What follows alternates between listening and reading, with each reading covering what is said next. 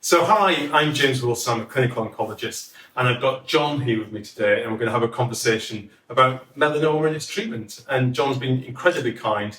He's going to share his experience of his melanoma and the impact that had on him in his life, and the treatment he received, and what's been happening since. So Jon, thanks so much for coming today. You're welcome. So thanks for talking to us. Can you just tell us a little bit about where your story with melanoma began? Okay, yeah, so back in 2009, so wedding, funny enough, I used to have a mole here on my left eyebrow. Okay. And I was just, I think I was putting sun cream on, ironically enough. All right. And I felt kind of a lumpy bit on the edge that hadn't been there before. Okay. Went home, went to the doctor, had a biopsy, needs to come off. Going. Fine. As I said to you, at the time I was young and indestructible, so I thought nothing of it. Skin graft from behind my ear, all good. And then I had like 5 years of follow-up, which is kind of like... And in that time, so you had 5 years of being followed up, and did you think about it often? Was it on your mind? No, so I was at a life stage where I was just like, on with the next. So I literally didn't worry about it at all. I didn't Google anything, which I'm glad I didn't. Now I know more about it. Yeah. So it really didn't bother me. Okay, good. You were just getting on with life. Yeah, and I had friends who'd had moles off before, and you think, it's just what you do, and then you carry on. As long as you get them off, you're fine. Absolutely. So that was the first bit of it. And then what happened? So 10 years later, I noticed a lump in my right groin. Okay. And I did Google that. Okay. Yeah. And it said could be cancer. And I got an osteopath friend who was like, I said, this is like a hernia, or is it muscular? And he's like, no, go to the doctor. I would have gone anyway. Yeah. So I went. And how long did it take you to see a doctor? I always find that fascinating. I went sharpish. Did you? Good. Like immediately. Yeah. And because of my history with this, they were very good. I kind of. And you had no other symptoms, you hadn't lost weight? Nothing at all, literally nothing. No loss of energy, no loss of appetite. Great. Hair had already gone. So they stuck a needle in it. That was when I knew something was up. So I went to the hospital, and it was when you sit in the room with a couple of doctors. Forgive me, I don't know exactly what they're. And they stick a syringe in it, and they do a test there and then in the room. Good news, bad news. Yeah. But they don't tell you the results in the room. Yes. They say we'll send them to you in the post. And let's just say I sensed a change of atmosphere in the room. And I was like, and that was with an ultrasound. So they did an ultrasound of your groin. They did. Stuck a needle into it. Yes. Yeah. And took a sample, did a test there. And so that must have been a pretty tense few weeks. It was. So I'm not going to lie, like the first 12 months of all of this were like terrifying and unpleasant. And that was just the start of it. So we did that. Yes, it's cancer, come for a scan. That was a biggie. Because that's like, is it just there or is it elsewhere? Yeah. So we went for my scan results. Is it like December 2019? And this is a bit of a roller coaster, isn't it? So you're worried, you get a biopsy, you have a scan, then you find out it's good news, it's just in one area. So it's, so bizarrely, a good friend of mine was having his big birthday party the weekend, and I got my scan results on the Friday. And we're like, me and my wife might make it, we might not. All depends how this meeting goes.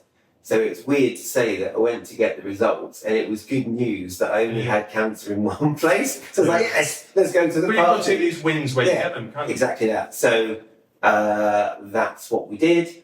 And then I obviously was on a wait list and was operated on that first week of January. So then you had an operation where they removed the tumour from your groin.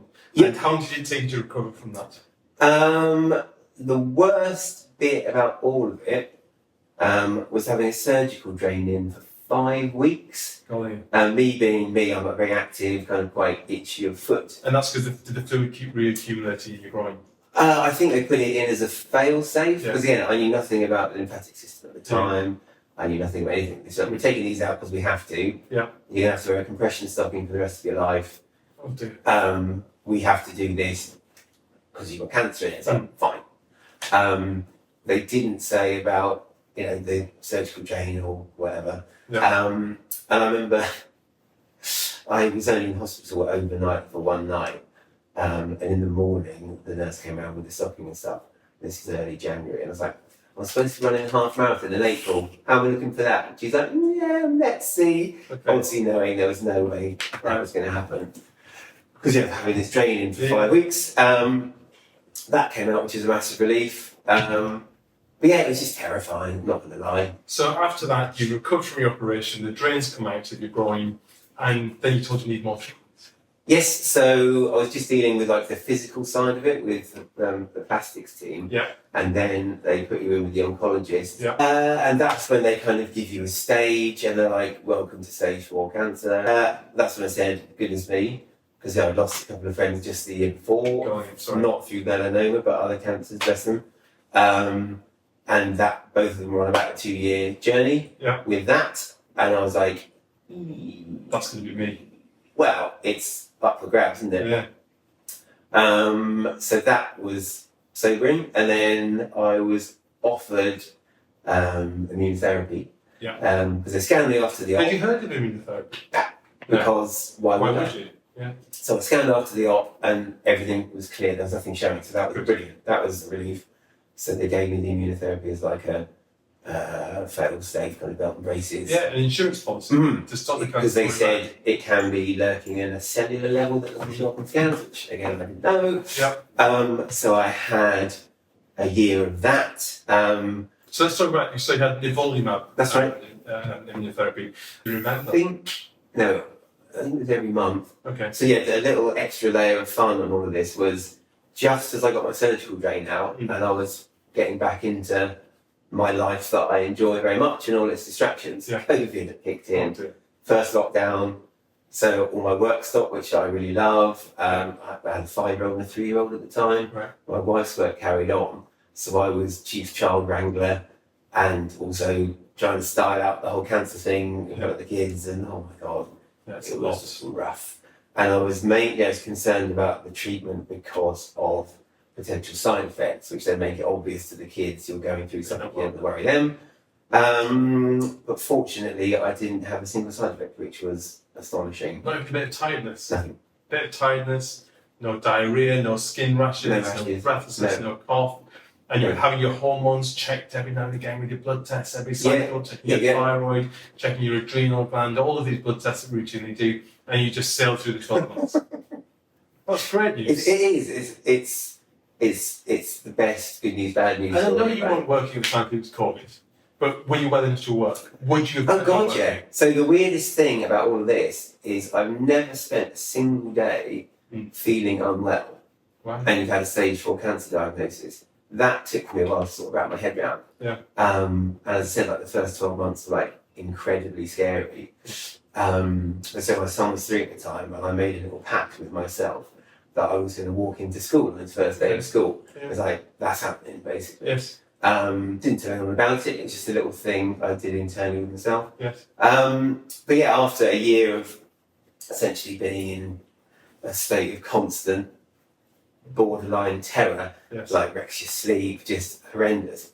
I just thought, because of terror about it coming back. just everything, it was a horrendous experience to have to go through. But then in the end, I was like, well, how do I feel right now? Because I was running and just going about my business. I was like, well, I feel absolutely fine. Yes. So let's work on how I feel today. So I did, and it was literally like a switch went in my head, and I just stopped thinking about it. Yeah. And do you find that mindset helps? So there's a term that we use a lot, scanxiety. Oh yeah. So every time you go for a scan, every time you come to your oncology appointments to get the results of that scan, you're going to be anxious. Yep. So I'm still on like a 4-month program. It's about to go to 6 months. Okay. And to start with, I was nervous about getting scanned. Yeah. But then I had this change in mindset. So now, I look at it as like going for an MOT to be told everything's fine. Like I'm going to have a positive situation reaffirmed rather than the rug pulled out from under you. Oh, that's really because again, talking with the oncologist and all the rest of it, they say some people do struggle to get over the fact they've been diagnosed with cancer, even when they're not currently showing any disease or whatever, which is very unfortunate. But fortunately, I've managed to avoid that because it means you can just enjoy your life and your day to day. And life is now back to normal for you. You're working full time. Yeah. Holidays, family. Yeah, like it's nothing changed. As soon as the surgical drain came out, they said you can like run for like 2 minutes. So I did. See how that goes. Right, run for 5 minutes. See how that goes. Run for 10 minutes. And just, so I've been doing half marathons. I did the marathon 2 years ago. Right. I mean, I ran before to like half marathon. And did you run it for Macmillan? Yes. So I've done loads of fundraising for Macmillan, which is really good. I'm doing it again in next weekend, actually. Right. The half marathon. I love you can talk about marathon. Oh, I'm just doing a half marathon next week. Yeah. Yeah, I'd be working up to that. Yeah. So just put it in a box, and obviously, ironically, I've always been really good with sun cream, even from a young age. I've never been on sunbed in my life. I've never laid out on a sun lounger in wherever. It's just kind of one of those things. Okay, so I'm going to just bring this to a close just by asking you, if there's somebody out there, you're meeting them, they're about to start immunotherapy, what advice would you give them? Probably nothing that helpful other than I've learned that what the doctor said to me, everyone's cancer journey is totally individual to them, because how I respond to a medicine is different to how somebody else may respond to it. So you just fingers crossed and stay positive, because the list of side effects is, Yeah, we've got to be. Of course. And the thing that I tell people, you look at them on paracetamol. that's exactly the line I say to people. If you read the information sheet of a packet of paracetamol, you'd never take the paracetamol. Sure. And what's important for me, my job is I tell everybody what all the potential side effects are, because I need them to know what to look out for. And the things that I want to hear from them if they were to happen. And they do get the symptom, there's always something you can do about it. So just get back in touch, come and see us. And thank you so much for pointing out that I see lots of people who remember their mother or grandparent had a treatment for cancer and it was awful, had lots of side effects. But things are completely changed. The landscape is completely different. The side effects are different. What we've been hoped for with treatment is completely different. And with immunotherapy like Nivolumab, the landscape of melanoma has completely changed. And I'm just so pleased it's been such a success for you. You and me both. Well, thanks for speaking to me today. Really appreciate it. My pleasure.